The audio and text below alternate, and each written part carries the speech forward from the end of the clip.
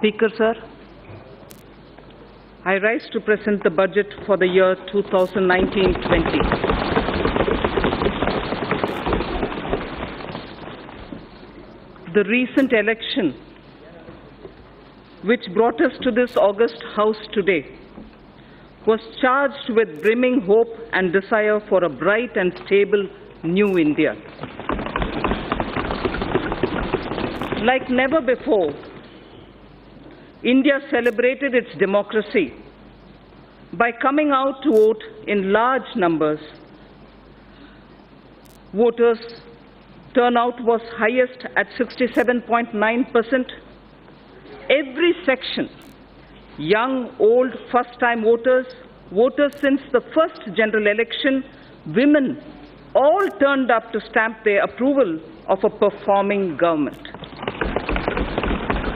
Through their unambiguous and firm mandate, they have reaffirmed putting the nation first.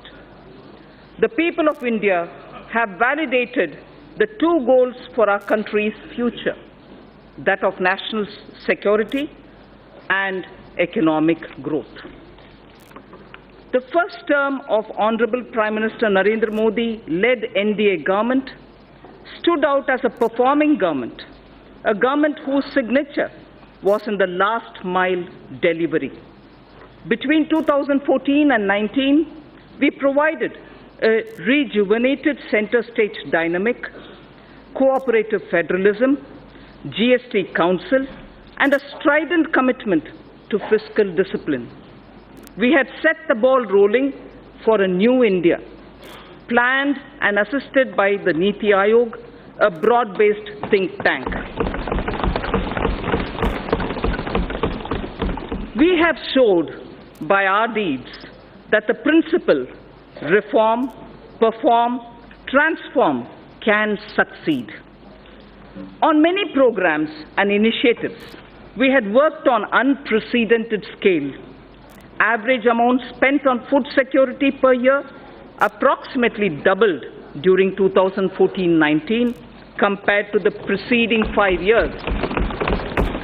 Number of patents issued more than trebled 3 times in 2017-18 as against the number of patents issued pre-14. Our last mile delivery stood out, and the unknown citizen in every nook and corner of our country felt the difference. Our objective was and continues to be Mazboot Desh ke liye Mazboot Nagrik.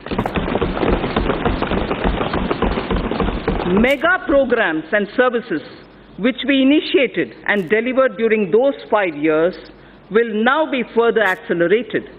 We shall further simplify procedures, incentivize performance, reduce red tape, and make the best use of technology, just as we did earlier. I am confident we will achieve our goals. Chanakya Niti Sutra says, Karya Purusha Karena Lakshyam Sampadayate. Meaning, with determined human efforts, the task will surely be completed.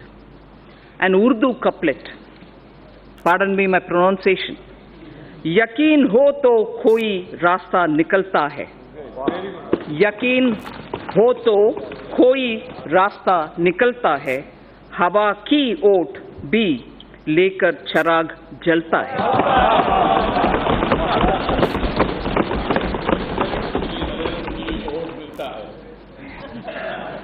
Vision for the decade. Our economy was at approximately $1.85 trillion when we formed the government in 2014. Within 5 years, it has reached $2.7 trillion. Hence, it is well within our capacity to reach the $5 trillion in the next few years.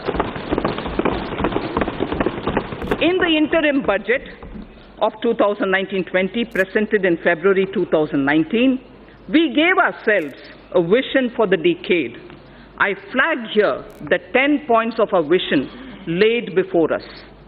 Building physical, social infrastructure, Digital India reaching every sector of the economy, pollution-free India with green Mother Earth and blue skies. Make in India with particular emphasis on MSMEs, startups, defense manufacturing, automobiles, electronics, fabs and batteries, and medical devices. Water, water management, clean rivers. Blue economy, space programs, Gaganyaan, Chandrayaan, and satellite programs. Self-sufficiency and export of food grains, pulses, oil seeds, fruits and vegetables. Healthy society, Ayushman Bharat, well-nourished women and children, safety of citizens. Team India with Jan Bhagidari. Minimum government, maximum governance. These were the vision we set before ourselves. With this vision set before us, with the mandate given by its people, we are determined to take India to that height that it richly deserves. I strongly believe that with the clear-headed leadership of Honorable Prime Minister, we can achieve our goal. So what are the plans to reach the 5 trillion economy? The Indian economy will grow to become a $3 trillion economy in the current year itself. It is now the 6th largest in the world. 5 years ago, it was at the 11th position.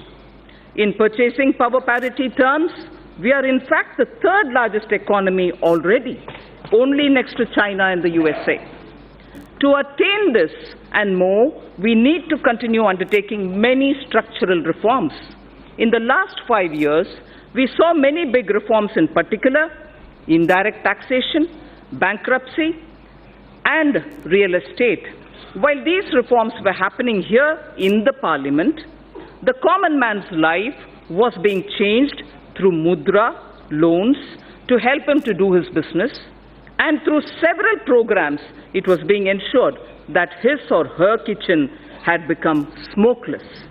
His or her house got electricity connection, and women's dignity was respected with the provision of toilets in home. The common man was served even as a major transformational reforms were being rolled out. And for this to continue, we need to invest heavily in infrastructure, in digital economy, and on job creation in small and medium firms. Respected Speaker, sir, it took us over 55 years for the Indian economy to reach $1 trillion. But when the country and her people's hearts are filled with Asha, Vishwas, and Akanksha, that is, when the hearts are filled with hope, trust and aspirations, we, in just 5 years, added $1 trillion. As I said, today we are nearing a $3 trillion level. So when we aspire to reach a $5 trillion level, many wonder if it's possible. If we can appreciate our citizens' purusharth or their goals of human spirit or pursuit, filled with the inherent desire to progress, led by the dedicated leadership present in this House, the target is eminently achievable. All of India's private sector industries, small, medium, or large, have played a substantial role in growing our economy. I recall the words of an eminent industry leader who said that his company's growth has always aligned itself with India's growth, before and post-independence. So if before independence, India Inc. understood Swadeshi, today they understand Make in India. We do not look down upon legitimate profit earning. Gone are the days of policy paralysis and license quota control regimes. India Inc. are India's job creators. They are the nation's wealth creators. Together with mutual trust, we can gain, catalyze fast, and attain sustained growth. I wish to propose a number of initiatives as part of a framework for kick-starting the virtuous cycle of domestic and foreign investments. Connectivity is the lifeblood of our economy. The government has given a massive push to all forms of physical connectivity through Pradhan Mantri Gram Sadak Yojana, industrial corridors, dedicated freight corridors, Bharatmala and Sagarmala projects, Jal Marg Vikas and Udan schemes. While the industrial corridors would improve infrastructure availability for greater industrial investment in the catchment regions, the dedicated freight corridors would mitigate the congestion of a railway network benefiting the common man. The ambitious program of Bharatmala would help develop national road corridors and highways, while Sagarmala would enhance port connectivity, modernization, and port-linked industrialization. If Sagarmala is aimed at improving the infrastructure for external trade, equally, it is the poor man's transport too. The Jal Marg Vikas project for capacity augmentation of navigation on national waterways is aimed at smoothing internal trade carried through inland water transport.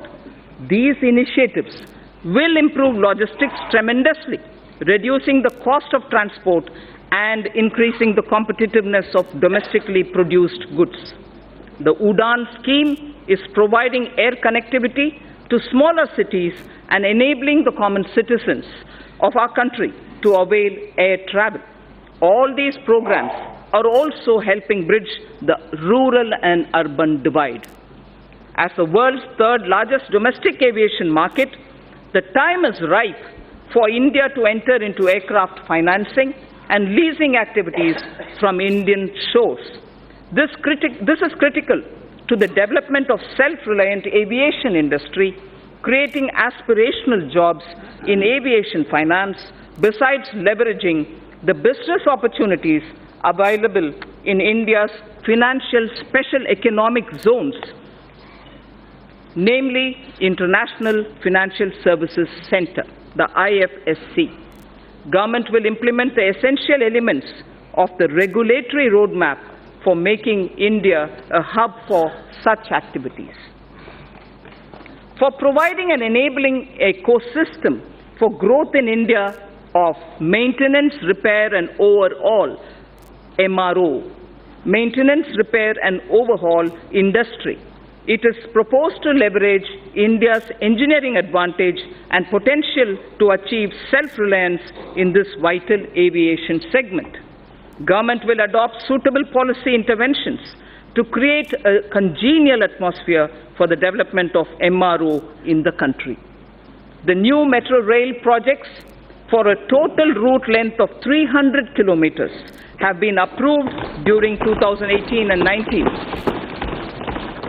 Also, during 2019, about 210 kilometers metro lines have been operationalized. With this, 657 kilometers of metro rails network has become operational across the country. 657 kilometers. India's first indigenously developed payment ecosystem for transport based on National Common Mobility Card, NCMC standards, was launched by the Honorable Prime Minister in March 2019. This will enable people to pay multiple kinds of transport charges, including metro services and toll tax, across the country. This interoperable transport card runs on RuPay card and would allow the holders to pay for their bus travel, toll taxes, parking charges, retail shopping, and even withdraw money. Phase 2 of the FAME scheme, following approval of the Cabinet, with an outlay of 10,000 crore rupees over a period of 3 years, has commenced from 1st April 2019. The main objective of the scheme is to encourage faster adoption of electric vehicles by way of offering upfront incentive on purchase of electric vehicles and also by establishing the necessary charging infrastructure for electric vehicles. Only advanced battery and registered e-vehicles will be incentivized under the scheme, with greater emphasis on providing affordable and environment-friendly public transportation options for the common man. The government will carry out a comprehensive restructuring of National Highway Program to ensure that the National Highway Grid of desirable length and capacity is created using financeable model. After completing the phase 1 of Bharatmala, in the second phase, states will be helped to develop state road networks. We need to develop our inland waterways to shift a significant portion of inland cargo movement from road and rail. This government envisions using the rivers for cargo transportation, which will also help to decongest roads and railways. As part of the Jal Marg Vikas project for enhancing the navigational capacity of the Ganga, a multimodal terminal at Varanasi has become functional in November 2018, and two more such terminals at Sahibganj and Haldia, a navigational lock at Farakka, would be completed in 1920. The movement of cargo volume on Ganga is estimated to increase by nearly 4 times in the next 4 years. This will make movement of freight, passenger cheaper and reduce our import bill. It is estimated that railway infrastructure would need an investment of 50 lakh crores between 2018 to 2030. Given that the capital expenditure outlays of railways are around 1.5 to 1.6 lakh crores per annum, completing even all sanctioned projects would take decades. It is therefore proposed to use public-private partnership to unleash faster development and completion of tracks, rolling stock manufacturing, and also delivery of passenger freight services. To take connectivity infrastructure to the next level, we will build on the successful model in ensuring power connectivity, one nation, one grid. Earlier we spoke about one nation, one card for mobility of common man. Now it is one nation, one grid that has ensured power availability to states at affordable rates. I propose to make available a blueprint this year for developing gas grids, water grids, highways, and regional airports. So the scaling up that we talked about, which marks the USP of this government, is revealed in each one of these examples. We do it in that scale each time. The recommendations of high-level empowered committee on retirement of old and inefficient plants and addressing low utilization of gas plant capacity due to paucity of natural gas will also be taken up for implementation now. Our government launched Ujjwal Discom Assurance Yojana, UDAY, in 2015, aimed at financial and operational turnaround of discoms. Government is examining the performance of the scheme, and it will further get improved. We will work with the state governments to remove barriers like cross-subsidy surcharges, undesirable duties on open access sales, or captive generation for industrial and other bulk power consumers. Besides these structural reforms, considerable reforms are needed in tariff policy. A package for power sector tariff and structural reforms would soon be announced. It is proposed that several reform measures would be taken up to promote rental housing. Current rental laws are archaic as they do not address the relationship between the lessor and the leasee realistically and fairly. A model tenancy law will also be finalized and circulated to the states.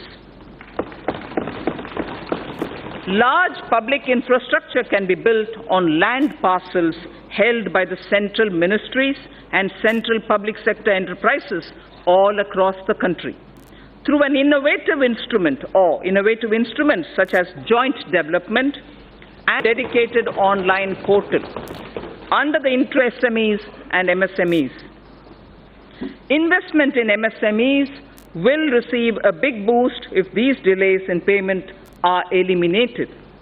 Government will create a payment platform for MSMEs to enable filing of bills and payment thereof on the platform itself, thereby cutting down the time and the process itself. Encouraged by the overwhelming response, the Government of India has decided to extend the pension benefit to about 3 crore retail traders and shopkeepers whose annual turnover is less than 1.5 crores under a new scheme, namely Pradhan Mantri Karam Yogi Man Dhan scheme. Enrollment into the scheme will be kept simple, requiring only Aadhaar and a bank account, and the rest will be on self-declaration. We recognize that investment-driven growth requires access to low-cost capital. It is estimated that India requires investments averaging 20 lakh crores of rupees every year. A number of measures are proposed to enhance the sources of capital for infrastructure financing. A credit guarantee enhancement corporation, for which regulations have been notified by the RBI, will be set up in 2019-20.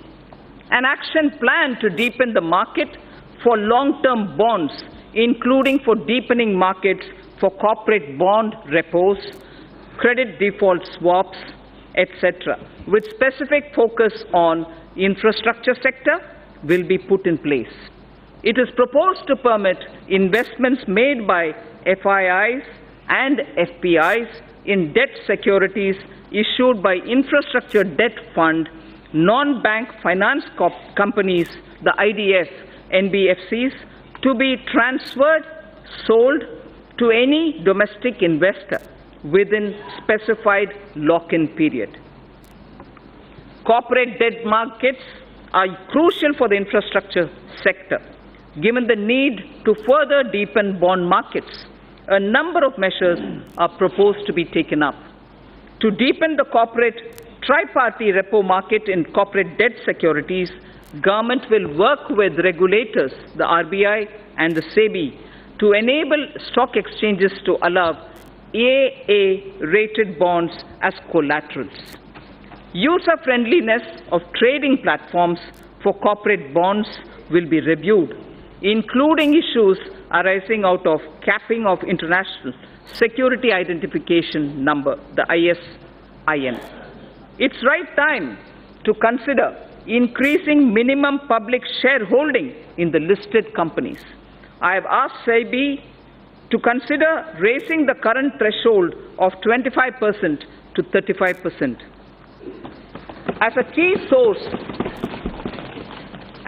source of capital to the Indian economy, it is important to ensure a harmonized and hassle-free investment experience for foreign portfolio investors.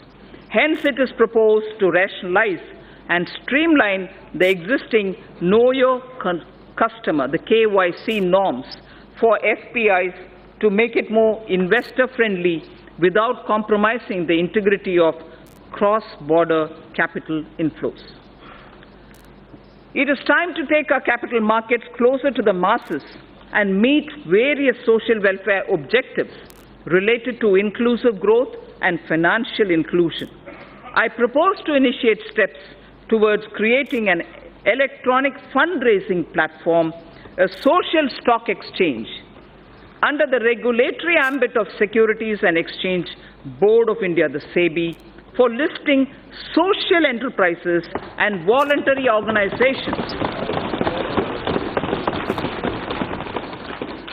For listing social enterprises and voluntary organizations working for the realization of a social welfare objective so that they can raise capital as equity, debt, or as units like a mutual fund. It is important to get retail investors to invest in treasury bills and securities issued by the government.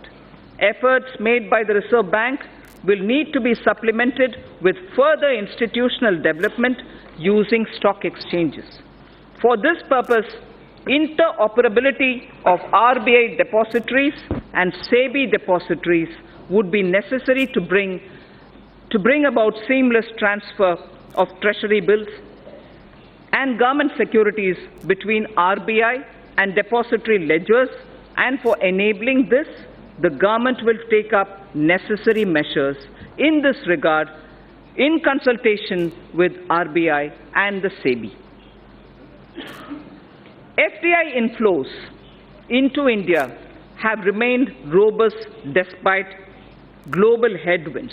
Speaker, sir, global foreign direct investment flows slid by 13% in 2018 to $1.3 trillion US dollars from $1.5 trillion in the previous year, the third consecutive annual decline according to the UNCTAD's UNCTAD's World Investment Report in 2019. This is India's FDI flows in 2018-19 remained strong. If that was the global picture, India's inflows in 18-19 remained strong at $64.37 billion US dollars, marking a 6% growth over the previous year. I propose to further consolidate, Speaker, sir, the gains in order to make India a more attractive FDI destination. A, the government will examine suggestions of further opening up of FDI in aviation, in media, animation, ABGC, and insurance sectors in consultation with all stakeholders.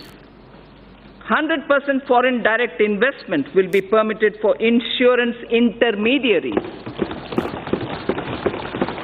Local sourcing norms will be eased for the FDI in single brand retail sector. Single brand retail sector. It's high time India not only gets integrated into global value chain of production of goods and services, but also become part of the global financial system to mobilize global savings, mostly institutionalized in pension, insurance, sovereign wealth funds, and so on. The government is contemplating organizing an annual global investors meet in India using National Infrastructure Investment Fund as the anchor to get all three sets of global players, top industrialists, corporate leaders, top pension, insurance, sovereign wealth funds, top pension, insurance, and sovereign wealth funds, and top digital technology and venture funds also. An important determinant of attracting cross-border investment, Speaker, sir, is availability of investable stock to the foreign portfolio investors. This issue assumes greater significance in view of the gradual shift from stock-targeted investments towards passive investment, whereby funds track global indices composition, of which depends upon available floating stock. Accordingly, I propose to increase the statutory limit for FBI investment in a company from 24% to sectoral foreign investment limit, with option given to the concerned corporates to limit it to a lower threshold. FPIs will be permitted to subscribe to listed debt securities issued by the REITs or the InvITs. Even though India is the world's top remittance recipient NRI investment in Indian capital markets is comparatively less. With a view to provide NRIs with seamless access to Indian equities, I propose to merge the NRI portfolio investment scheme route with the foreign portfolio investment route. New and innovative financial instruments have been launched in the last 5 years, like Infrastructure Investment Trust, the InvITs which I referred to a minute ago, Real Estate Investment Trust, the REITs which I referred to a minute ago, as well as models like Toll Operate Transfer, the TOT, as part of the Brownfield Asset Modernization Strategy for augmenting infrastructure investment. India has had a reasonable success in brownfield asset monetization, and several InvITs and one rate transaction have already been completed. Additionally, the National Highways Authority, NHAI, carried out one TOT transaction as well. The cumulative resources garnered through these instruments and model, Speaker Sir, exceed 24,000 crores of rupees. India has emerged as a major space power with the technology and ability to launch satellites and other space products at globally low-cost level. Time has come to harness this ability commercially. A public sector enterprise, namely New Space India Limited, NSIL, has been incorporated as a new commercial arm of the Department of Space to tap the benefits of the research and development carried out by ISRO, Indian Space Research Organization. The company will spearhead commercialization of various space products, including production of launch vehicles, transfer of technologies, and marketing of space products. Sir, I've all the while spoken about the various means through which we can, at a macro level, reaching the $5 trillion target. Now, I would just confine myself to talking about Gramin Bharat, the rural India, the various steps which we'll take towards strengthening our economy. Mahatma Gandhi ji had said, the soul of India lives in its villages.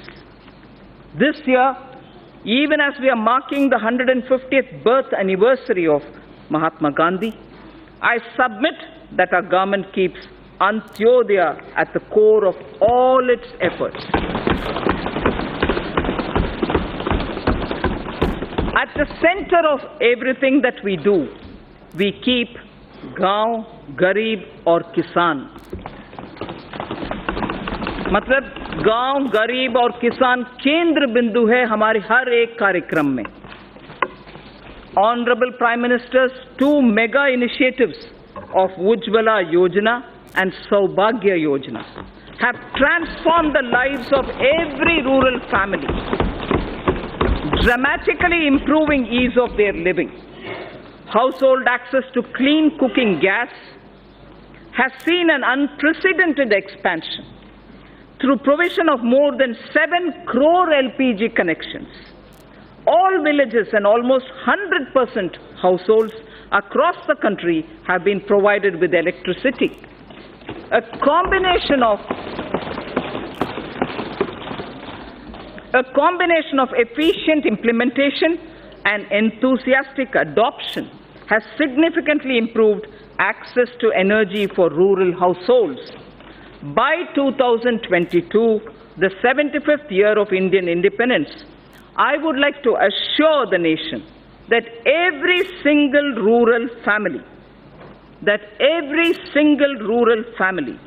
except those who are unwilling to take the connection, except, Speaker Sir, it's important to understand, except those who are unwilling to take the connection will have an electricity and a clean cooking facility.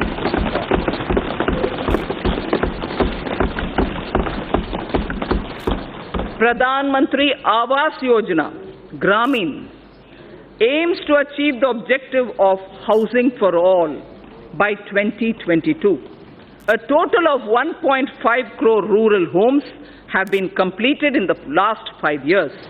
In the second phase of PMAY Gramin, during 2019-20 to 2021-22, 1.95 crore houses 1.95 crore houses are proposed to be provided to the eligible beneficiaries. These houses are also being provided with amenities like toilets, electricity, and LPG connections. With the use of technology, the DBT platform, the Direct Benefit Transfer platform, and technology inputs, average number of days for completion of houses has been reduced from 314 days in 2015 and 16. It took us 314 days, Speaker Sir. Now it is only 114 days. Please allow me to repeat this. If the completion of houses required 314 days in 2015-16, by the time it was 2017-18, it has now come down to only 114 days, and that is why the scale of our achievement is possible. Fishing and fishermen. Fishing and fishermen communities are closely aligned with farming and are crucial to rural India. Through a focused scheme, the Pradhan Mantri Matsya Sampada Yojana, the Department of Fisheries will establish a robust fisheries management framework. This will address critical gaps in the value chain, including infrastructure modernization, traceability, production, productivity, post-harvest management, and quality control. Pradhan Mantri Gram Sadak Yojana has brought many socio-economic gains in the rural areas.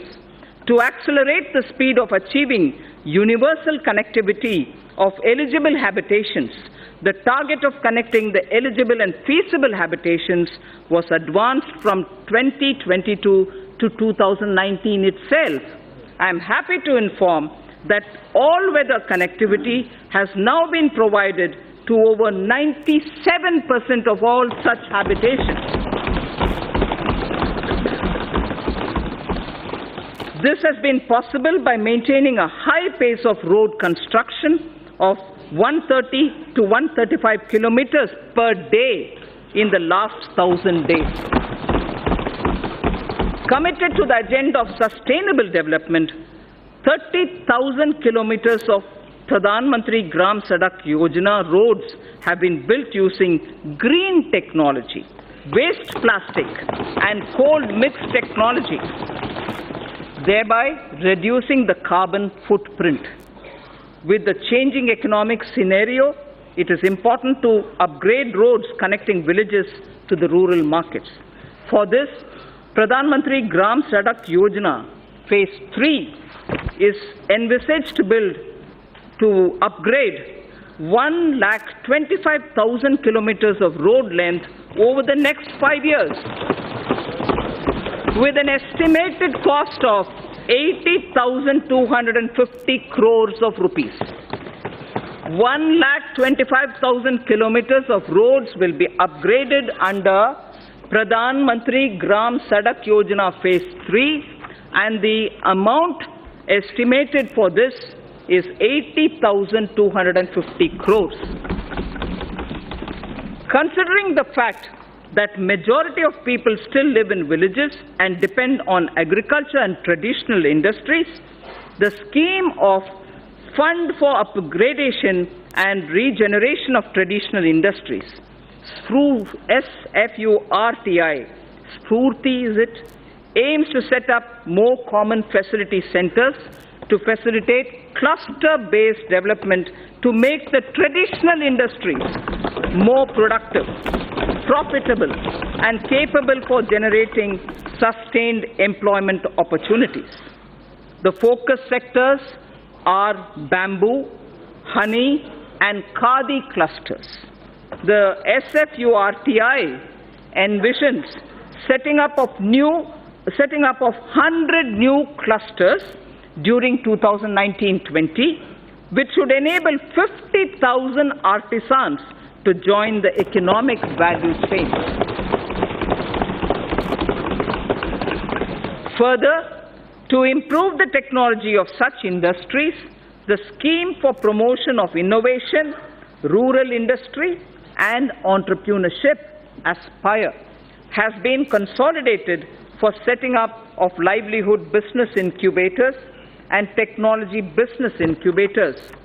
The scheme contemplates to set up 80 livelihood business incubators and 20 technology business incubators in 2019-20 to develop 75,000 skilled entrepreneurs in agro-rural industry sectors.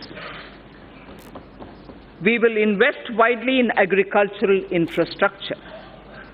Speaker, sir, we will support private entrepreneurship in driving value addition to farmers' produce from the field and from those from allied activities too, like bamboo, like timber from the hedges, and also for generating renewable energy.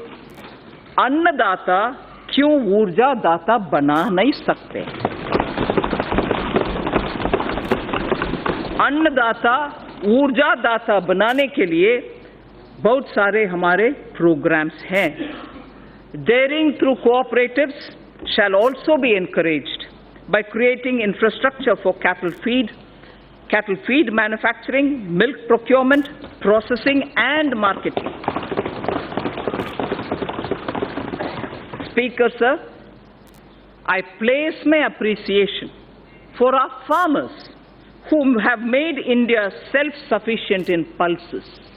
दलहन के revolution जो हमारे किसान ने किया है, पिछले 1.5 साल में किया है, उसके लिए उनको मैं बधाई देना चाहती हूँ. I am sure they will repeat such a success even in the production of oil seed. तिलहन में भी हम उम्मीद रखते हैं हमारे किसान ऐसे ही सफलता पाएंगे. Our import bill shall be reduced by their seva. We also hope to form 10,000 new farmer producer organizations. That will ensure economies of scale for farmers over the next 5 years. The government will work with state governments to allow farmers to benefit from e-NAM. The Agricultural Produce Marketing Cooperatives Act should not hamper farmers from getting a fair price for their produce. Ease of doing business and ease of living both should apply to farmers too.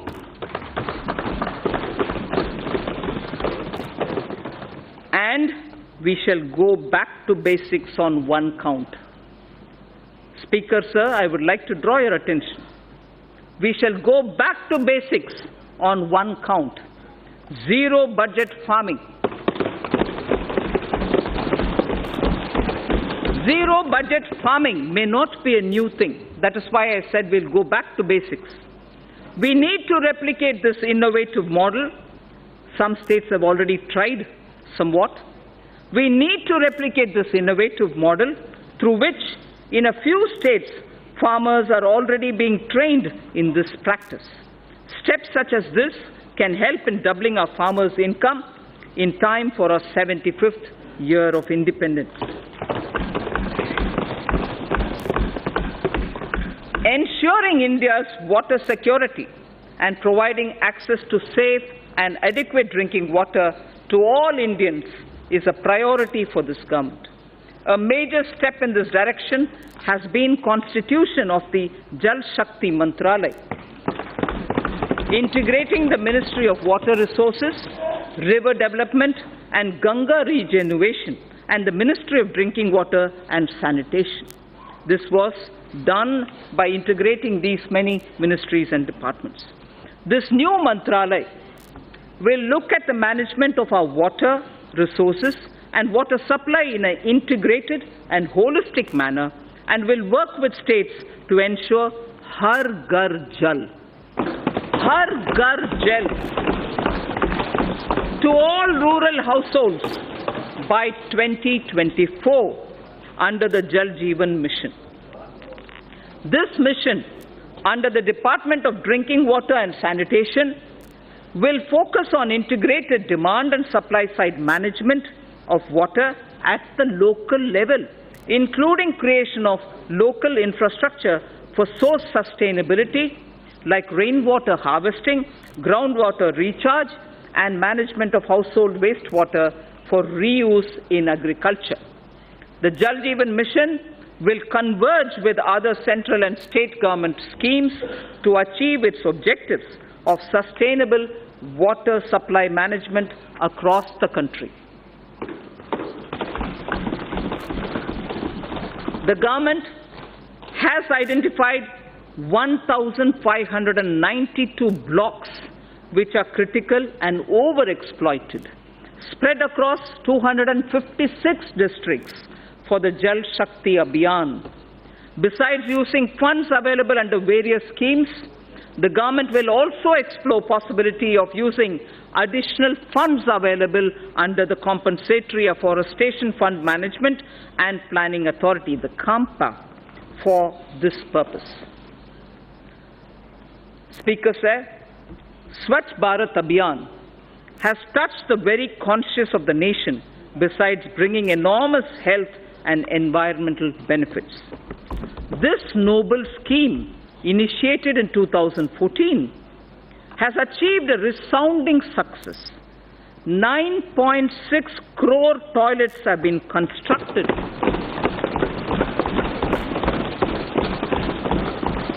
9.6 crore toilets have been constructed since October the 2nd, 2014. More than 5.6 lakh villages have become open defecation free. We have to build on this success. We must not only sustain the behavioral change seen in people, but also harness the latest technologies available to transform waste into energy. I propose to expand the Swachh Bharat mission to undertake sustainable solid waste management in every village.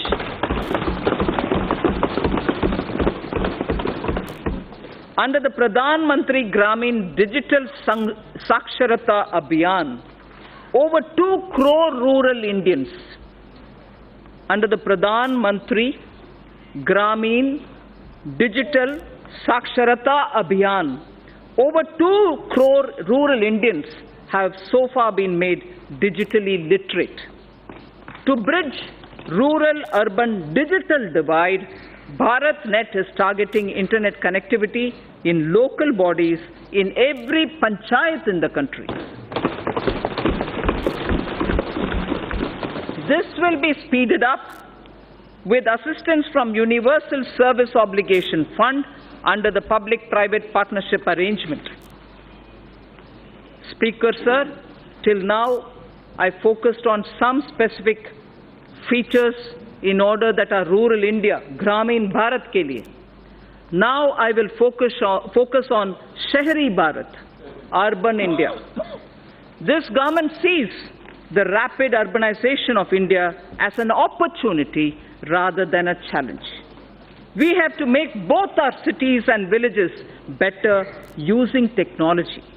This way, we can help people live closer to their homes, stop migration into cities, provide essential services to all.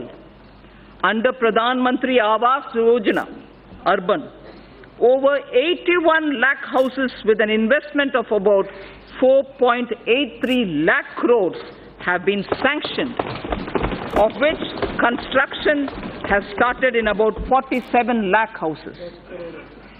Over 26 lakh houses have been completed, of which nearly 24 lakh houses have been delivered to the beneficiaries. Large-scale adoption of new technologies for construction of these houses. Over 13 lakh houses have so far been constructed using these new technologies.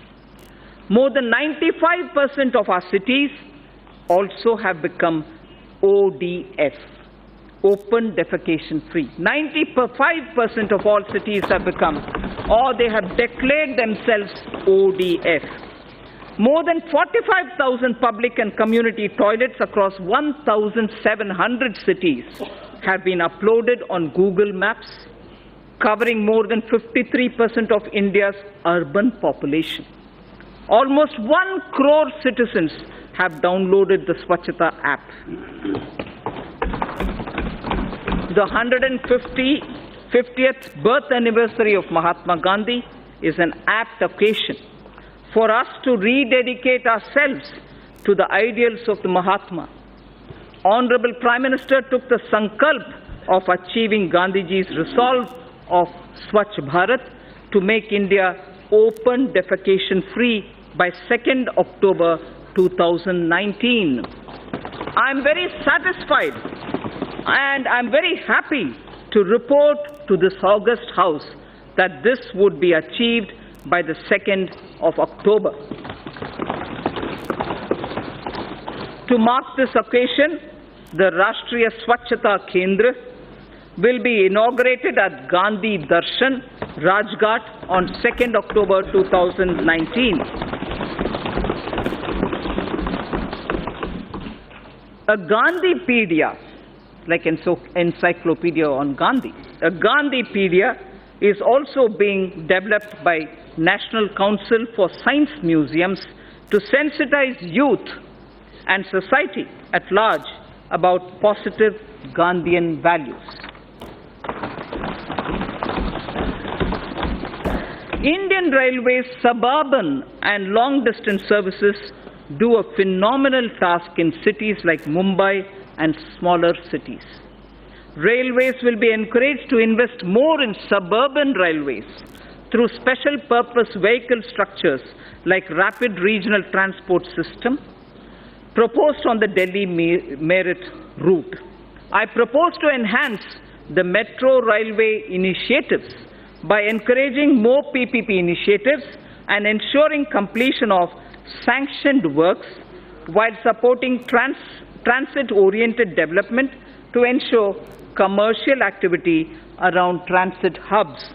We are in the process of completing the dedicated freight corridor project that will free up some of the existing railway network for passenger trains.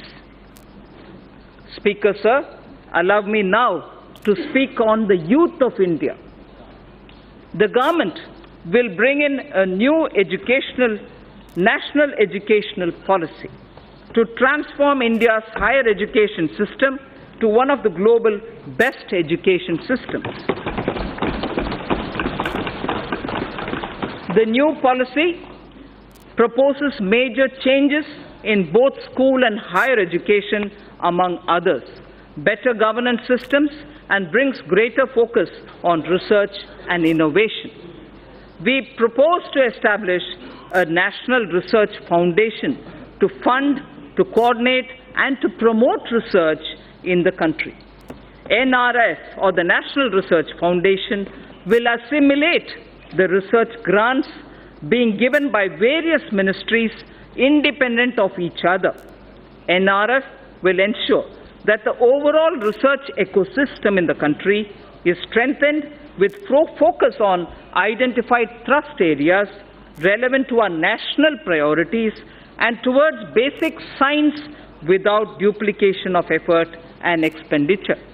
We would work out a very progressive and research-oriented structure for the NRF itself. The funds available with all ministries will be integrated in NRF. This would be adequately supplemented with additional funds. Massive online open courses through Swayam initiative have helped bridge the digital divide for disadvantaged section of our student community. To upgrade the quality of teaching, the global initiative of academic networks, GYAN, program in higher education was started, aimed at tapping the global pool of scientists and researchers. The imprint or impacting research innovation and technology scheme began as Pan-IIT and IISc joint initiative to develop a roadmap for research to solve major engineering and technology challenges in selected domains needed by the country. Higher educational institutions are becoming the centers of innovation. These initiatives have upgraded the quality of education. There was not a single Indian institution in the top 200 in the World University Rankings 5 years back. I repeat, there was not a single Indian institution in the top 200 in the World University Rankings for 5 years back. Due to the concentrated efforts and concerted efforts by our institutions to boost their standards and also to project their credentials better, we have now 3 institutions, 2 IITs and IISc Bangalore in the top 200 institutional bracket. This is a window open now thanks to all our efforts. We will continue making concerted efforts to improve the performance of our institutions of higher learning. An amount of 400 crores has been provided under the head World-Class Institutions for the year 2019-20, more than 3 times the revised estimates for the previous year. More than 3 times the revised estimates of the previous year. India has the potential to become a hub of higher education.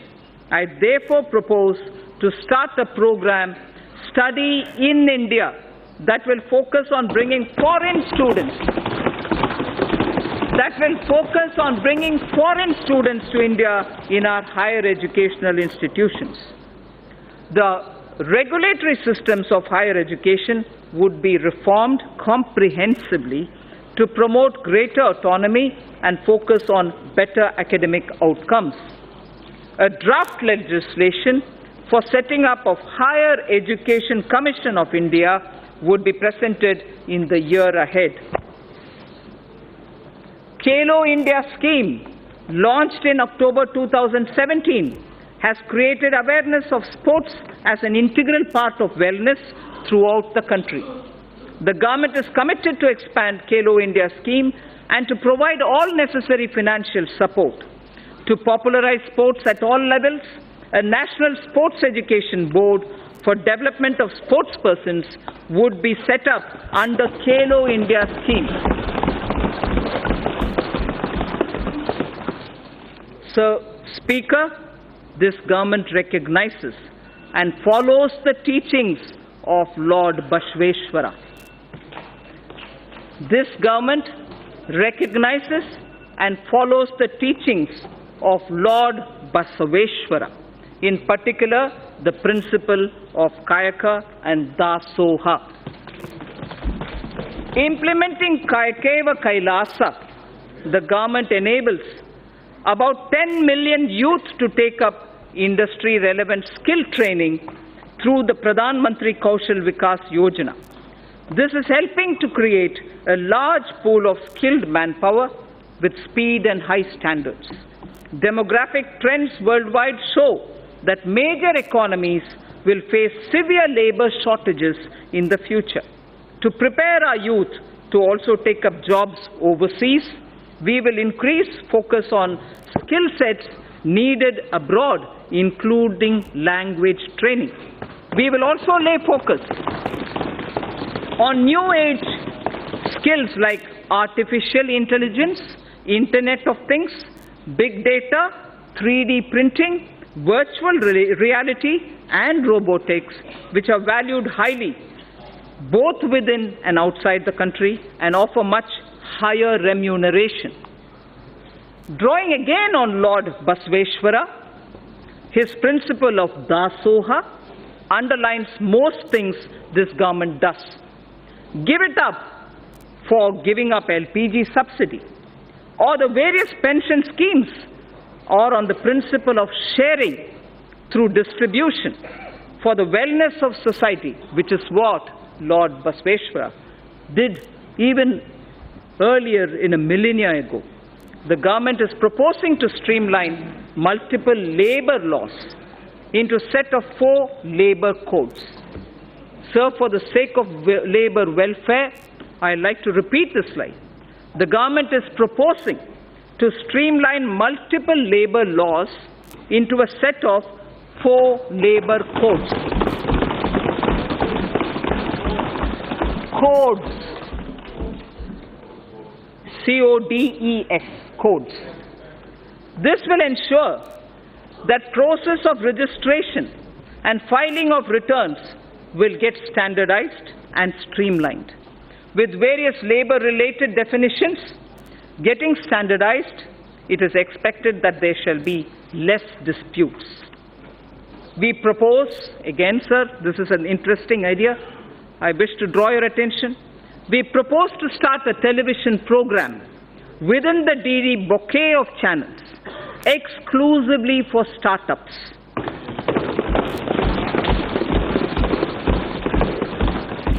This shall serve as a platform for promoting startups, discussing issues affecting their growth, matchmaking with venture capitalists, and for funding and tax planning. This channel shall be designed and executed by startups themselves. Later, in the speech, I shall deal with taxation matters of the startups. So, Stand Up India scheme has delivered enormous benefits. The country is witnessing emergence of thousands of entrepreneurs, from women and also from scheduled caste and scheduled tribes. Most of them assisted to set up their own businesses and industry, with capital provided under the Stand Up India scheme. Considering the beneficial results of the scheme and strong demand for its continuance by the SC and ST communities themselves, the scheme would now be continued for the entire period coinciding with the 15th Finance Commission, that is 2020 to 2025. The banks will provide financial assistance for demand-based businesses, including, for example, for acquisition of scavenging machines and robots. Sir, Speaker, the Stand Up India scheme has made human dignity and self-esteem to go up. Kaikeva Kailasa, I said earlier, and I repeat, the Ministry of Petroleum and Natural Gas has enabled SC and ST entrepreneurs in providing bulk LPG transportation contracts to them. In a matter of 2 years, over 300 entrepreneurs have emerged as a result of the stand-up scheme. Machines and robots have been deployed to do scavenging, which also saved the manual scavengers their dignity. The synthesis between stand-up and start-up, with commercial banks playing the catalyst, has brought this transformational change. Sir, now I shall concentrate a few paragraphs on ease of living. After all, everything that this government does with the principle of minimum government, maximum governance is aimed at getting ordinary citizens' life a bit easier. So the ease of living is a very important principle. This government aims to bring greater ease of living in the lives of its citizens.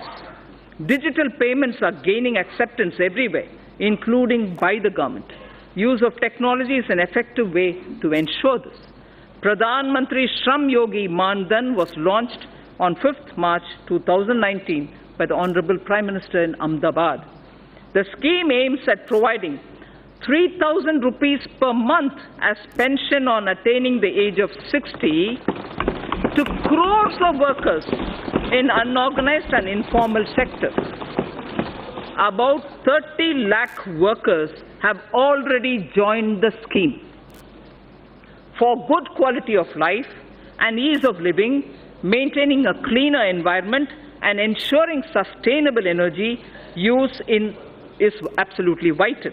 A program of mass scaling up of LED bulbs for widespread distribution at household level was taken up, resulting into massive replacement of incandescent bulbs and CFLs in the country.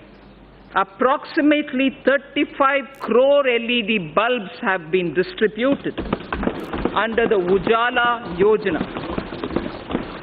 leading to a cost saving, and this is very impressive.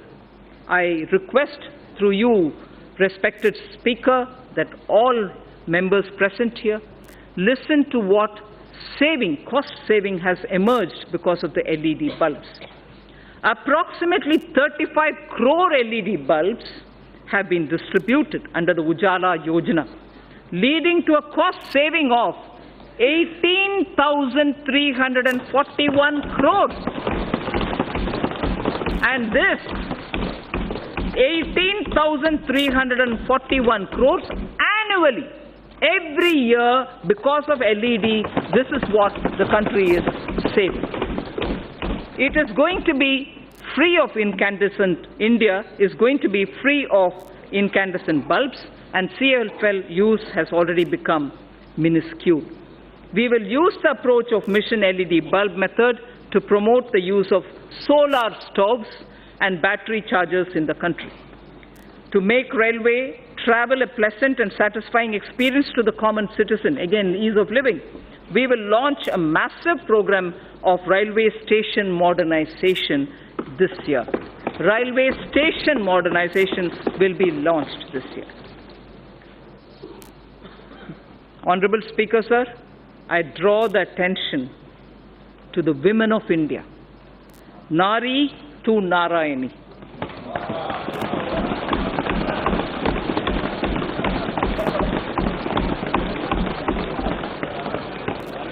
We believe, obviously this country's tradition has been Nari to Narayani. Swami Vivekananda, in a letter to Swami Ramakrishnananda, had said, "There's no chance for the welfare of the world unless the condition of women is improved." I repeat, there is no chance for the welfare of the world unless the condition of women is improved. It is not possible. It is not possible for a bird to fly on one wing. Swami Vivekananda's words. This government believes that we can make progress with greater women's participation. In India's growth story, sir, I would like to draw your attention. In India's growth story, particularly in the rural economy, Gramin Arthvyavastha mein, the role of women is a very sweet story. Gramin Arthvyavastha mein mahila ki bhagidari ekdam ek sunera kahani hai. This government wishes to encourage and facilitate the role of women. Gender analysis of the budget aimed at examining the budgetary allocation through a gender lens has been in place for over a decade. I propose to form a broad-based committee with government and private stakeholders to evaluate and suggest action for moving forward. There is no segment of human life where the contribution of women is not significant. There is no segment where the contribution of women is not significant. This government firmly believes that the socio-economic transformation that is taking place, particularly in the last decade, India's women's role and leadership is distinct. The recent elections have shown record turnout of women voters at par with men. Record turnout of women voters at par with men. We also have a record number of 78 women MPs here in this House. This reinforces our approach of going beyond just women-centric policy. I repeat, this reinforces our approach of going beyond just women-centric policy making to building women-led initiatives and movements. This government, Speaker Sir, has supported and encouraged women entrepreneurship through various schemes such as Mudra, Stand Up India, self-help group support, and so on. In order to further encourage women enterprises, I propose to expand the Women SHG Interest Subvention Program to all districts in India. Furthermore, for every verified woman SHG member having a Jan Dhan bank account, for every verified woman SHG member having a Jan Dhan account, an overdraft of 5,000 shall be allowed. Again, one woman in every SHG, which is spread all across the country, one woman in every SHG will also be made eligible for a loan up to 1 lakh under the Mudra scheme.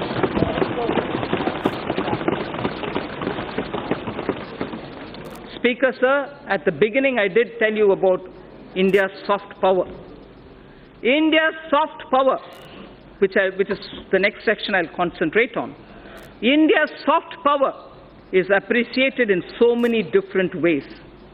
Some simple examples, sir. In the last 3 years, on the International Yoga Day, yoga has been practiced in large numbers in 192 countries around the world. Mahatma Gandhi's favorite bhajan, Vaishnav Janto Tene Kahiye, was sung by the respective lead artists from over 40 countries. The annual Bharat Ko Jano quiz competition is sought after as an event to participate by not only NRIs, non-resident Indians, but also several foreigners themselves. I propose to consider issuing Aadhaar card for non-resident Indians with Indian passports after their arrival in India without waiting for 180 days. I repeat it. I propose to consider issuing Aadhaar cards for non-resident Indians with Indian passports after their arrival in India without waiting for the mandatory 180 days. Without waiting, we issue. I propose to launch a mission which will integrate our traditional artisans and their creative products with global markets. Wherever necessary, we shall obtain patents for them and the geographical indicators, GI, for them. I wish to say this in Hindi for the larger audience of traditional artisans. इस उद्देश्य से मैं इस गरिमामय प्रांगण से पहली बार यह घोषणा करती हूँ कि हम भारत के सृजनात्मक उद्योगों को अर्थव्यवस्था से जोड़कर जहां आवश्यक है बौद्धिक संपदा अधिकारों से संरक्षित करके राष्ट्रीय और अंतर्राष्ट्रीय बाजार तक पहुंचाने की मुहिम प्रारंभ करेंगे।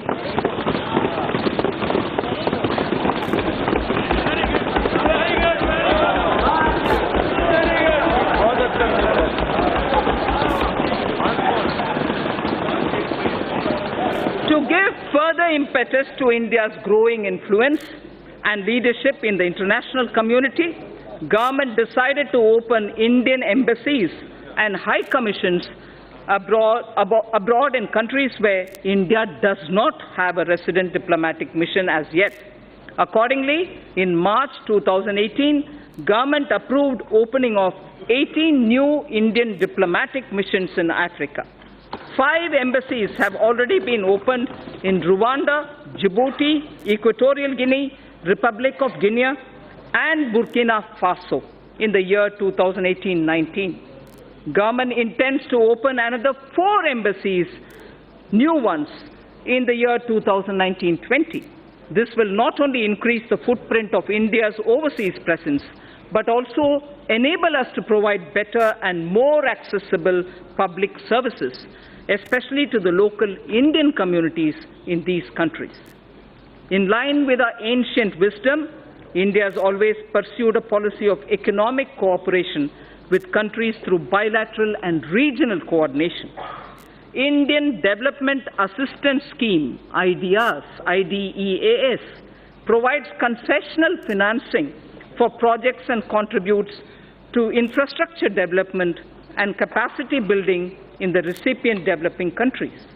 Mindful of our position as the sixth largest economy, we will look at alternative development models which include private sector equity, multilateral financing, contributions from corporates, non-residents, and so on. I propose to revamp the IDEA scheme during the current financial year. The government is developing 17 iconic tourism sites into world-class tourist destinations and to serve as a model to other tourism sites. The iconic tourism sites would enhance visitor experience, which would lead to increased visits of both domestic and international tourists at these destinations. With the objective of preserving rich tribal heritage, a digital repository is developed where documents of folk songs, photos and videos regarding their evolution, place of origin, lifestyle, architecture, education levels, skill sets, traditional art, folk dances, and other anthropological details of the tribes in India will be stored. The repository will further be enriched and strengthened as we go along. Speaker, sir, now I come to saying what we propose about the banking and the financial sector. Financial gains from cleaning of the banking system are now amply visible. NPAs, meaning non-performing assets, of commercial banks have reduced by over 1 lakh crore over the last year. Record recovery of over 4 lakh crore due to IBC and other measures has been effected in the last 4 years. Provision coverage ratio is now at its highest in 7 years, and domestic credit growth has risen by 13.8%. Government has smoothly carried out consolidation, reducing the number of public sector banks by 8. Government has smoothly carried out consolidation, reducing the number of public sector banks by 8. At the same time, as many as 6 public sector banks have been enabled to come out of prompt corrective action framework. We have enabled 6 public sector banks to come out of that situation. Having addressed the legacy issues, public sector banks are now proposed to be further provided 70,000 crores of rupees capital to boost credit for a strong impetus to the economy. 70,000 crores of rupees will be provided in order that capital will be boosted so that credit can be improved. To further improve ease of living, they will leverage technology, offering online personal loans, doorstep banking, and enabling customers of one public sector bank to access services across all public sector banks, and so on. In addition, government will initiate steps to empower account holders to remedy the current situation in which they do not have control over deposits of cash by others into their accounts. There is an issue now. Unknowing to them, there are money being deposited into accounts, and that is creating a lot of problems for customers. So we will be addressing that also. We will initiate steps to address that problem. Reforms will also be undertaken to strengthen governance in public sector banks. non-banking financial companies are playing an extremely important role in sustaining consumption demand as well as capital formation in small and medium industrial segment. NBFCs that are fundamentally sound should continue to get funding from banks and mutual funds without being unduly risk-averse. For purchase of high-rated pooled assets of financially sound NBFCs amounting to a total of 1 lakh crore rupees during the current financial year, government will provide one-time 6 months partial credit guarantee to public sector banks for the first loss of up to 10%. I shall read this again. For the purchase of high-rated pooled assets of financially sound NBFCs amounting to a total of 1 lakh crores of rupees during the current financial year, government will provide one-time 6 months partial credit guarantee to public sector banks for first loss up to 10%. Further, Reserve Bank of India is the regulator of the NBFCs. However, RBI has limited regulatory authority over NBFCs. Appropriate proposals for strengthening the regulatory authority of RBI over NBFCs are being placed in the finance bill. NBFCs which do public placement of debt have to maintain a debenture redemption reserve. And in addition, a special reserve as required by RBI has also to be maintained. To allow NBFCs to raise funds in public issues, the requirement of creating a DRR, that is a debenture redemption reserve, which is currently applicable for only public issues as private placements are exempt, this will be done away with. To bring more participants, especially NBFCs, not registered as NBFCs factor, on the TREDS platform, amendment in the Factoring Regulation Act 2011 is necessary, and steps will be taken to allow all NBFCs to directly participate on the TREDS platform. Efficient and conducive regulation of the housing sector is extremely important in our context. The National Housing Bank, besides being a refinancer and a lender, is also the regulator of the housing finance sector. This gives a somewhat conflicting and difficult mandate to the NHB. I am proposing to return the regulation authority over the housing finance sector from the NHB, National Housing Board, to the RBI. I am proposing to return the regulation authority over the housing finance sector from NHB to the RBI. Necessary proposals have been placed in the finance bill even for that. Government has announced its intention to invest 100 lakh crores in infrastructure over the next 5 years. 100 lakh crores for infrastructure over the next 5 years. To this end, it is proposed to set up an expert committee to study the current situation relating to long-term finance and our past experience with development finance institutions, and this committee shall recommend the structure and required flow of funds through development finance institutions. The situation will be reviewed by them, and they will suggest measures. Pension Fund Regulatory Development Authority, PFRDA, implements and regulates the National Pension System, the NPS, and Atal Pension Yojana through various intermediaries, including, inter alia, the NPS Trust, keeping in view the wider interest of the subscribers and to maintain arm's-length relationship of the NPS Trust with PFRDA. Steps will be taken to separate the NPS Trust from PFRDA with appropriate organizational structure.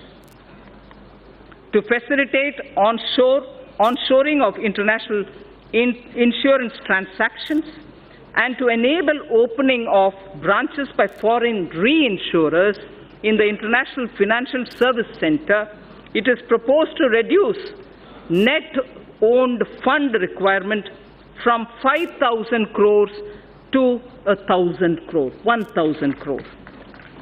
I'll repeat that sentence, sir. To facilitate onshoring of international insurance transactions and to enable opening of branches by foreign reinsurers in the International Financial Services Center, it is proposed to reduce net owned fund requirement from 5,000 crores to 1,000 crores. Government has been following the policy of disinvestment in non-financial public sector undertakings, maintaining government stake not to go below 51%. Government is considering, in case where the undertaking is still to be retained in government control, to go below 51% to an appropriate level on case-to-case basis. Government has also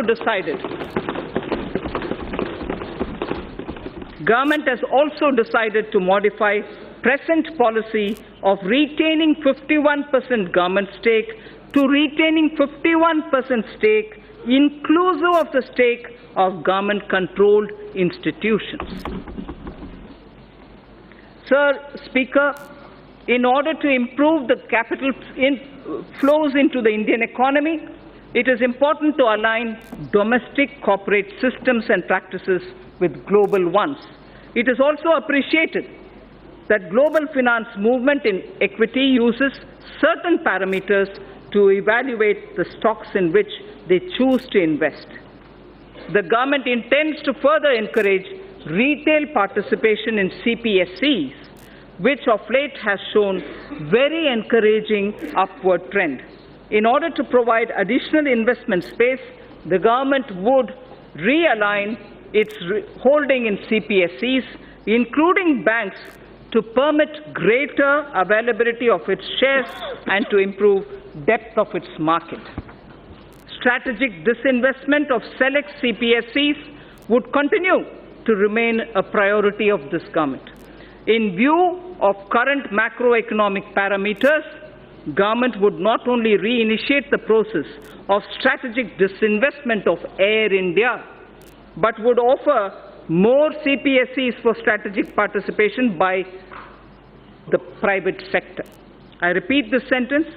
Strategic disinvestment of select CPSEs would continue to remain a priority for this government. In view of current macroeconomic parameters, government would not only reinitiate the process of strategic disinvestment of Air India, but also would offer more CPSEs for strategic participation by the private sector. Government is setting an enhanced target of rupees 1,05,000 crore of disinvestment receipts for the financial year 2019-20. The government will undertake strategic sale of PSUs.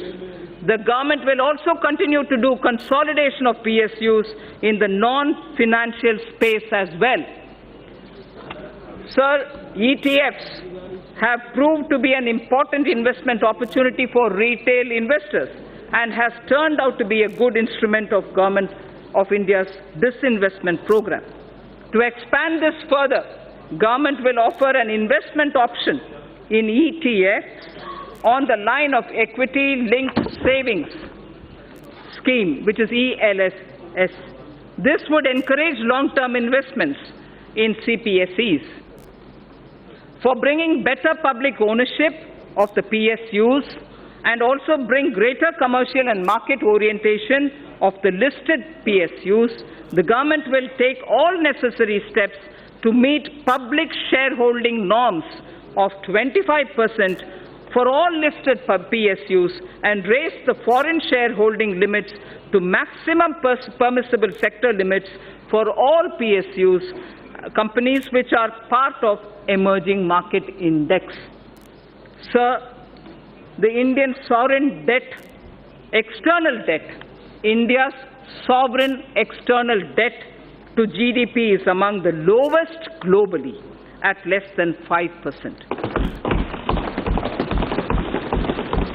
Honorable Speaker, sir, this is a very important indicator for India. I am repeating the line. India's sovereign external debt to GDP is among the lowest globally at less than 5%. The government will start raising a part of its gross borrowing program in external markets in external currencies. This will also have beneficial impact on demand situation for the government securities in domestic market. A new series of coins, sir, a new series of coins of 1 rupee, 2 rupees, 5 rupees, 10 rupees and 20 rupees, easily identifiable to the visually impaired also, were released by the Honorable Prime Minister on 7th March 2019. These new coins will be made available for public use shortly. Sir, in the first 50 years after independence, we emphasized on rights. So I draw your attention to this line, which marks the end of part A of my speech. In the first 50 years after independence, we emphasized on rights. Marking 75 years of our independence, we should place emphasis on our duty towards India. Place emphasis on our duty towards India without undermining our rights. Thinkers all over the world have supported the argument that in performing one's duty, protection of one's rights is inherent. In performing one's duty, the protection of one's right is inherent in it. For the bright future of India, when again in 2022 we will remember our freedom fighters, we should dedicate ourselves to the service of the nation. So now I move to part B, which is something of great interest for all of us, taxation related. Honorable Speaker, sir, I see a lot of members sitting up. Mr. Speaker, sir, I begin by thanking our taxpayers who, as responsible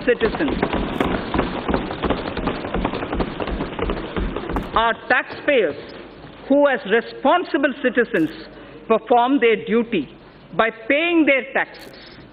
It is because of their valuable contribution that our government is able to work for our collective dream of inclusive and all-round development of our nation. I place my appreciation to the honest taxpayer of India. At this juncture, sir, I find wisdom in a line from Purananuru, which is a Sangam time Tamil literature piece. A Tamil Sangam era work, and this is done by Pisirandayar,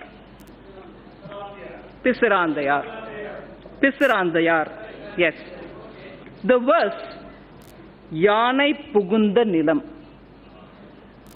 a land into which elephant gets in. Yanai Pugunda Nilam. This was sung as an advice to the king, a Pandyan king, Pandyan Aruvudai Nambi. The king is Pandyan Aruvudai Nambi, and Pisirandayar gives this advice to him. It's a long verse. I'm only picking up the first line, some line from the middle, and the end. Kai nel aruthu kavalang koline. Kai nel aruthu kavalang koline. Arivudai vendan neriyarindhu koline. Arivudai vendan neriyarindhu koline. Parivu taba edukkum pindam natchin. Parivu taba edukkum pindam natchin. Yanai pukka pulam pol. Yanai pukka pulam pola. Thanum unnan ulagamum kedume. meaning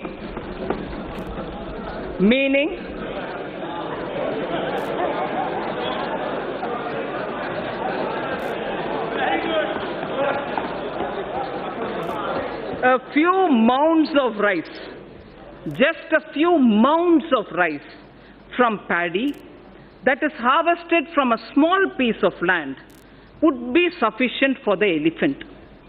For an elephant, just a few mounds of rice cooked from paddy which is taken from a small piece of land will be sufficient. But what if the elephant itself enters into the field and starts eating? It would eat far lesser than what it will trample with its foot. I hope the meaning is clear. So,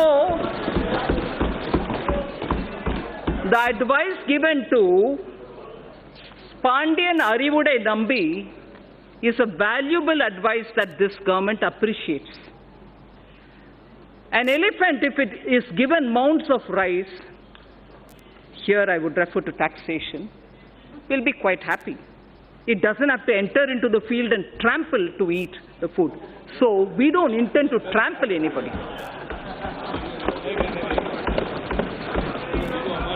Sir, indirect taxes therefore, sir, Mr. Speaker, due to a slew of efforts taken by our government, the direct tax revenue has significantly increased over the past couple of years. It has increased by over 78% from 6.38 lakh crores in financial year 2013-14 to around 11.37 lakh crores in financial year 2018. From 6.38 lakh crores to 11.37 lakh crores between 13-14 and 18-19. It is now growing at double-digit rate every year. Let me recall, sir, and reiterate this government's effort over the past 5 years to alleviate the tax burden on small and medium income earners. This includes self-employed as well as small traders, salary earners, and senior citizens. Only when their annual taxable income exceeds 5 lakhs, only when their annual taxable income exceeds 5 lakhs, they are required to pay any income tax. The details of our efforts and achievements on this front during the past few years are given in the annexure to the speech. I am not going into the details of it. Speaker, sir, my tax proposals will aim to stimulate growth, incentivize affordable housing, and encourage startups by releasing the entrepreneurial spirit. It will also be geared towards promoting digital economy. I aim to simplify tax administration and bring greater transparency. So far as corporate tax is concerned, we continue with phased reduction in rates. Currently, a lower rate of 25% is only applicable to companies having annual turnover up to 250 crores. Currently, the lower rate of 25% is only applicable to companies having annual turnover of up to 250 crores. I propose to widen this to include all companies having an annual turnover of up to 400 crores. This will cover 99.3% of all the companies. Only 0.7% of companies will remain outside of this rate.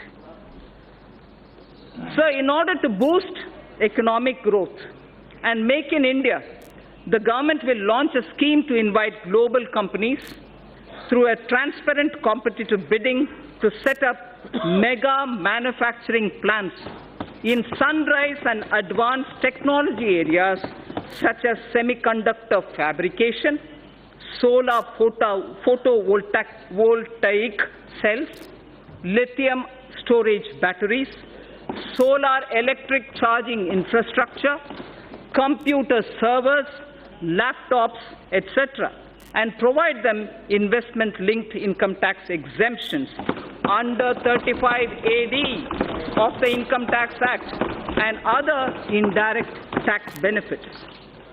Sir, on electric vehicles.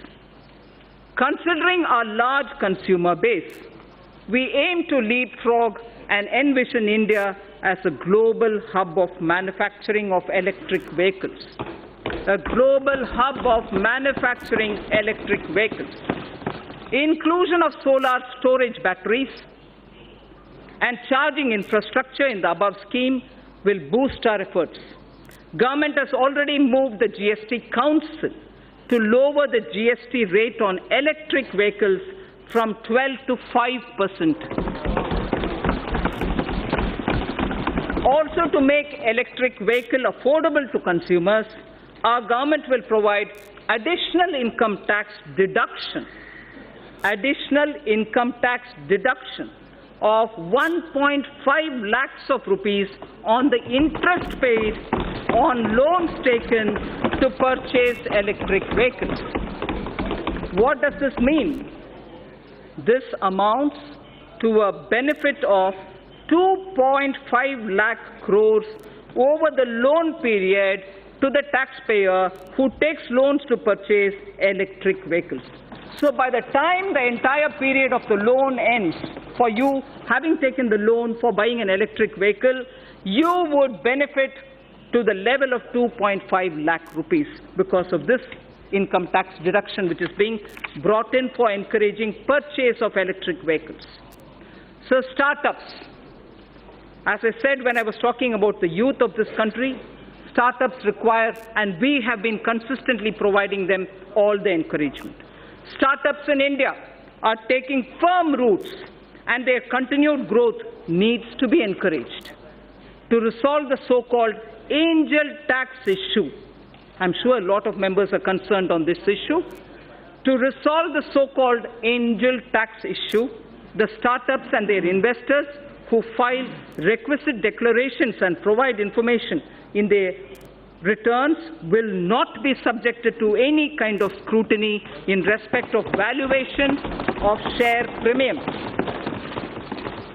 The issue of establishing identity of the investor and source of his funds will be resolved by putting in place a mechanism of e-verification, so there's no man-to-man interface there. With these funds raised by startups will not require, the funds raised by startups will not require any kind of scrutiny from the Income Tax Department. In addition, special administrative arrangements shall be made by the Central Board of Direct Taxes for pending assessments of startups and redressal of their grievances. It will be ensured that no inquiry or verification in such cases be carried out by the assessing officer without obtaining approval of a supervisory officer. So the element of discretion with which startups were suffering has been removed. So without obtaining the approval of a supervisory officer, an assessing officer shall not worry the assessee. At present, startups are not required to justify fair market value of their shares issued to certain investors, including Category 1 alternative investment funds. I propose to extend this benefit to Category 2 alternative investment funds also. At the moment, it's available for AIF Category 1. Now I expand this to include Category 2 AIFs also. Therefore, valuation of shares issued to these funds shall be beyond the scope of income tax scrutiny. Again, you get out of income tax scrutiny when that has been done. I also propose to relax some of the conditions for carry forward and set off losses in the case of startups.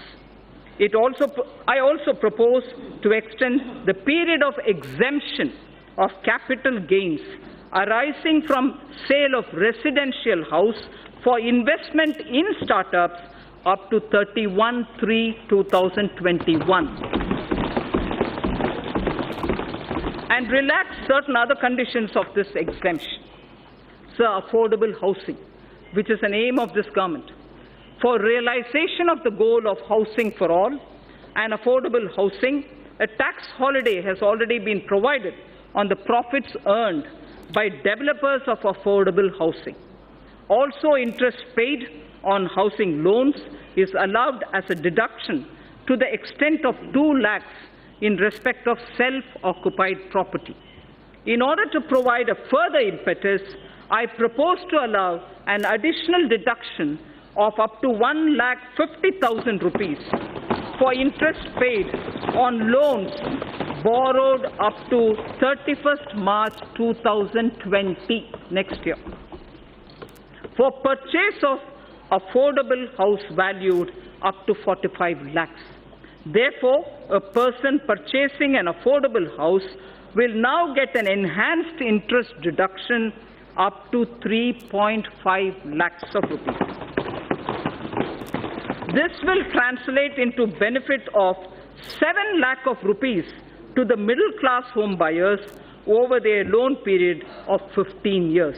Just as we said about the electric cars, now we are saying the tax deduction provision that we are coming in now with will enable home buyers of the affordable home category that in the period of 15 years, when your loan, home loan, runs, the net gain would be 7 lakh of rupees. This will immediately benefit a lot of middle class. So on the NBFCs, a lot of discussion happens today about NBFCs. Non-banking financial companies play an increasingly important role in India's financial system. With enhanced levels of regulation they are subjected to by the Reserve Bank of India, there is a need to provide greater parity in their tax treatments vis-à-vis scheduled banks. Currently, interest on certain bad or doubtful debts made by scheduled banks and other financial institutions is allowed to be offered to tax in the year in which this interest is actually received. I propose to extend this facility to deposit-taking as well as systematically important non-deposit-taking NBFCs also. So the International Financial Services Center, the GIFT City, series of measures have already been taken in the past by this government. With a view to incentivizing the IFSC, I propose to provide several direct tax incentives to an IFSC, including 100% profit-linked deduction under Section 80 LA in any 10-year block within a 15-year period, exemption from dividend distribution tax from current and accumulated income to companies and mutual funds, exemption on capital gain to Category 3 AIF, and interest payment on loan taken from non-residents. So, securities transaction tax. I propose to give relief in levy of securities transaction tax by restricting it only to the difference between the settlement and the strike price in case of exercise of option. Simplification and ease of living. India's ease of doing business ranking under the category of paying taxes showed a significant jump from 172 in 2017 to 121 in the year 2019. From 172, we have come to 121, a drastic improvement. I now propose to implement a series of measures that will leverage technology to make compliance easier for the taxpayer. Interchangeability of PAN and Aadhaar. Mr. Speaker, sir, more than 120 crore Indians now have Aadhaar card. Therefore, for ease and convenience of taxpayers, I propose to make PAN and Aadhaar interchangeable and allow those who do not have PAN cards to file income tax returns by simply quoting their Aadhaar number and also use it wherever they are required to quote the PAN. So everywhere where you are required to quote the PAN, instead you can just do Aadhaar, and even if you don't have a PAN, there is no problem. So pre-filling of income tax returns. Pre-filled tax returns will be made available to taxpayers, which will contain details of salary income, capital gains from securities, bank interest and dividends, etc., and tax deductions also.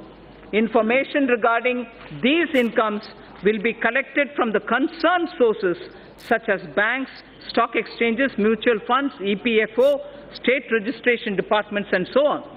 This will not only significantly reduce the time taken to file tax return, but will also encourage accuracy of reporting of income tax. So faceless e-assessment. This is a very important thing about which there's been a lot of discussion. Assessees should not face any kind of harassment. The existing system of scrutiny assessments in the income tax department involves a high level of personal interaction between the taxpayer and the department, which leads to certain undesirable practices and on the part of the tax officials.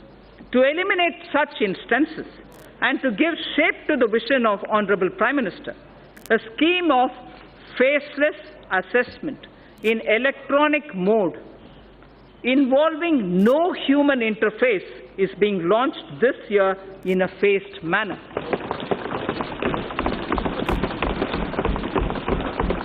To start with, such e-assessments shall be carried out in cases requiring verification of certain specified transactions or discrepancies. Cases selected for scrutiny shall be allocated to assessment units in a random manner, and notices shall be issued electronically only by a central cell without disclosing the name, designation or location of the assessing officer. The central cell shall be the single point of contact between the taxpayer and the department. This new scheme of assessment will represent a paradigm shift in the functioning of the income tax department.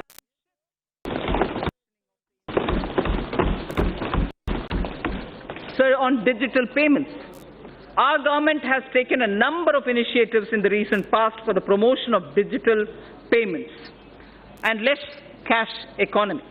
To promote digital payments further, I propose to take a slew of measures to discourage the practice of making business payments in cash. To discourage the practice of making business payments in cash, I propose to levy TDS, tax deduction at source, of 2% on cash withdrawal exceeding 1 crore in a year from a bank account. I'll repeat this. To discourage the practice of making business payments in cash, I propose to levy TDS of 2% on cash withdrawal exceeding 1 crore in a year from a bank account. Further, there are low-cost digital modes of payment such as Beam UPI, UPI QR code, Aadhaar Pay, certain debit cards, NEFT, RTGS, etc., which can be used to promote less cash economy. I therefore propose that the business establishments with annual turnover of more than 50 crores shall offer such low-cost digital modes of payment to their customers, and no charges or merchant discount rate shall be imposed on customers as well as the merchants. No charges or merchant discount rates shall be imposed on customers as well as the merchants. RBI and banks will absorb these costs from the savings that will accrue to them on account of handling less cash as people move to these digital modes of payment. Necessary amendments are being made in the Income Tax Act and the Payments and Settlement System Act of 2007 to give effect to these provisions. So now about the revenue mobilization. I'm sure it's equally concerning for all of us. Mr. Speaker, sir, as I have started earlier, we have taken several measures in the past to alleviate the tax burden on small and medium income earners, as those having annual income up to 5 lakhs are not required to pay any income tax. We are thankful to the taxpayers who play a major role in nation building by paying their taxes. However, in view of the rising income levels, those in the highest income brackets need to contribute more to the nation's development. I therefore propose to enhance the surcharge on individuals having taxable income from 2 crore to 5 crores and 5 crore and above, so that effective tax rates for these two categories will increase by around 3% and 7% respectively. So the other measures, I also propose to simplify the tax law to reduce genuine hardships being caused to taxpayers, which include enhancing threshold of tax for launching prosecution for non-filing of returns and exempting appropriate class of persons from the anti-abuse provision of Section 50CA and Section 56 of the Income Tax Act. So the indirect taxes. Now coming to indirect taxes, sir. We are aware that the landscape has changed significantly with the implementation of the GST.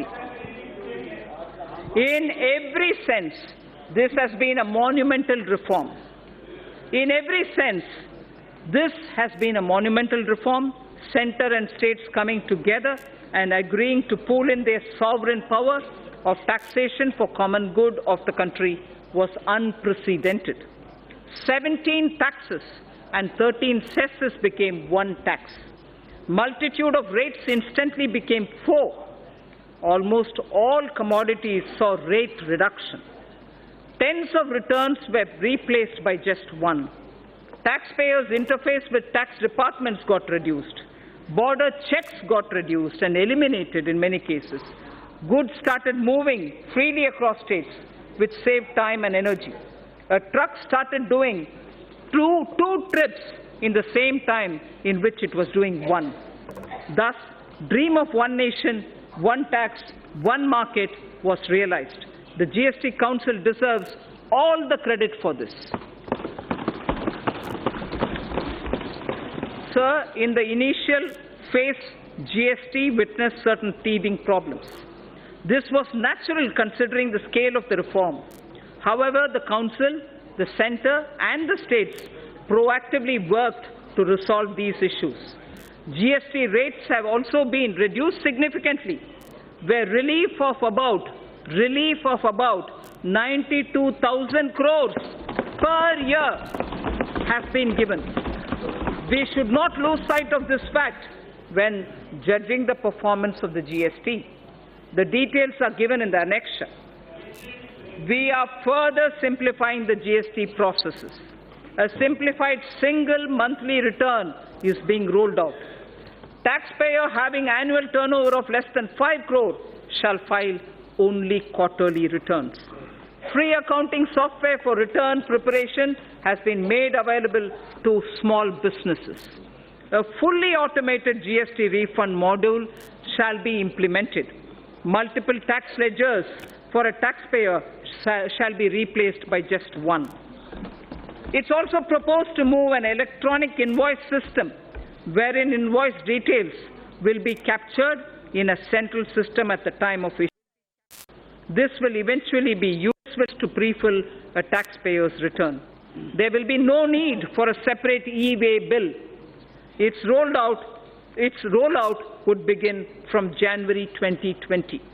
Electronic invoice system will significantly reduce the compliance burden.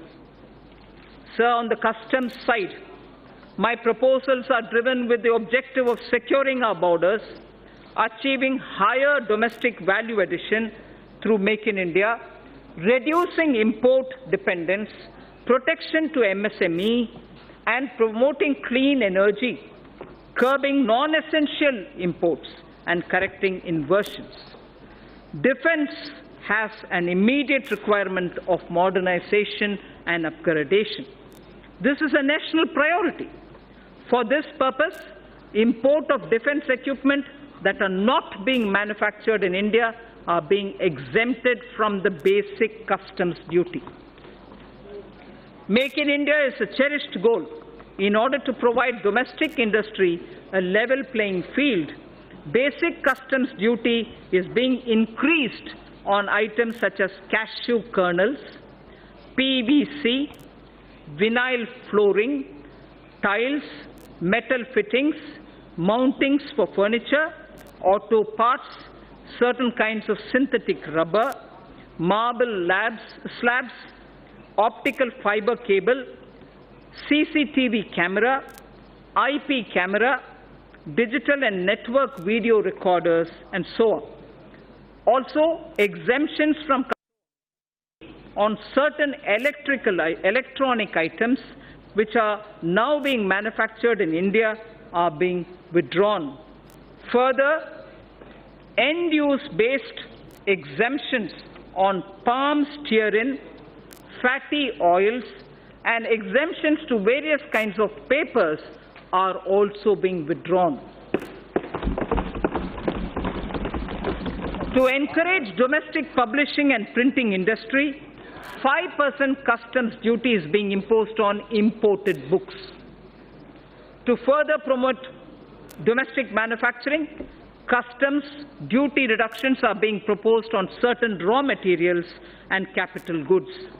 These include certain inputs of CRGO sheets, amorphous alloy ribbon, ethylene dichloride, propylene oxide, cobalt matte, naphtha, wool fibers, inputs for manufacture of artificial kidney and disposable sterilized dialyzer, and fuels for nuclear power plants. To further incentivize e-mobility, customs duty is being exempted on certain parts of electric vehicles. Customs duty is also being exempted on capital goods required for manufacture of specified electronic goods.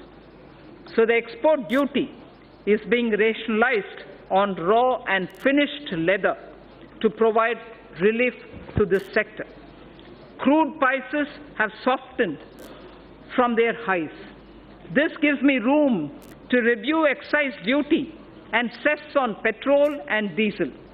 I propose to increase special additional excise duty and road and infrastructure cess, each one by 1 rupee a litre on petrol and diesel. It is also proposed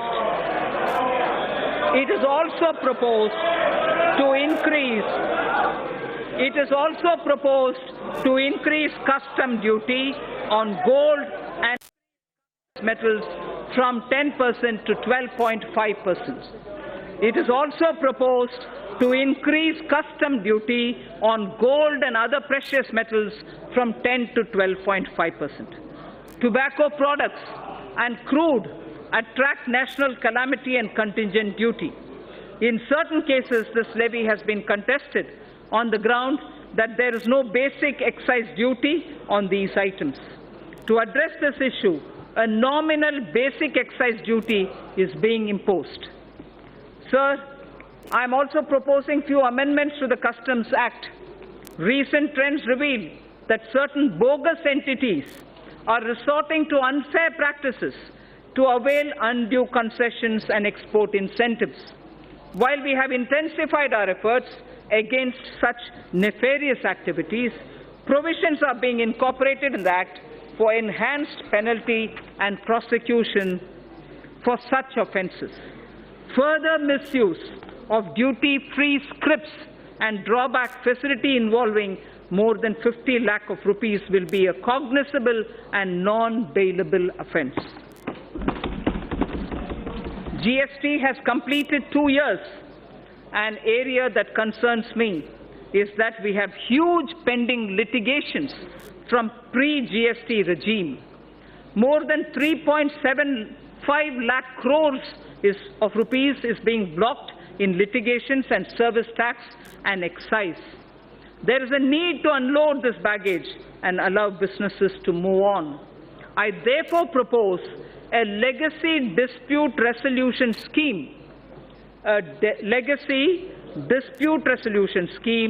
that will allow quick closure of these litigations. I would urge the trade and business to avail this opportunity and be free from legacy litigations. The details of my tax proposals are given in the annexure.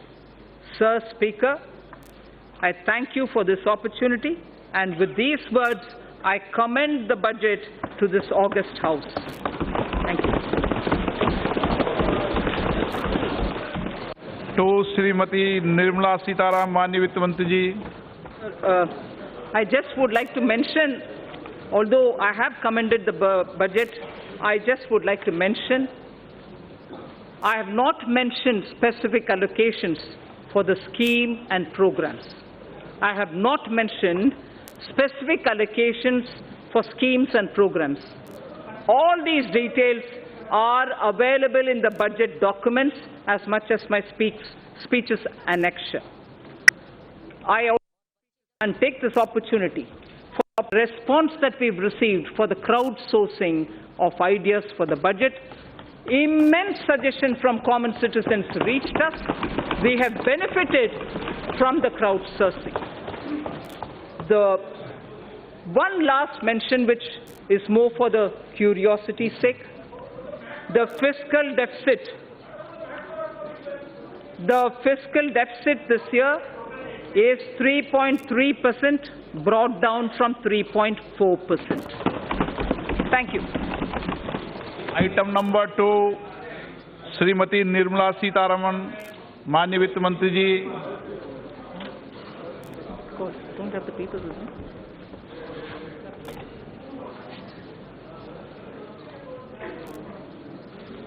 Sir, with your permission, I rise to lay on the table the statements regarding medium-term fiscal policy, fiscal policy statement, and the macroeconomic framework statement under Section 3, subsection 1 of the Fiscal Responsibility and Budget Management FRBM Act 2003. Item number 3. Sir, with your permission again, I rise to move for leave to introduce the Finance number 2 Bill 2019. प्रश्न ये है कि वित्त विधेयक को पुनर्स्थापित करने की अनुमति प्रदान की जाए। जो सदस्य इसके पक्ष में हाँ कहें, जो सदस्य इसके विरोध में ना कहें।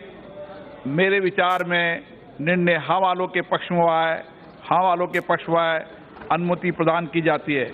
माननीय मंत्री जी, अब विधेयक को पुनर्स्थापित करें। Sir, I now introduce the bill. माननीय सदस्यों, मैं इस सभा की ओर से देश की पहली पूर्णकालिक महिला वित्त मंत्री जी को बजट पेश करने के लिए बहुत बहुत बधाई देता हूं, और मैं सभी माननीय सदस्यों को भी 2 घंटे 15 मिनट तक आपने जिस शांतिपूर्ण ढंग से सरकार के पहले बजट को सुना, उसके लिए भी आपको बहुत बहुत बधाई देता हूं।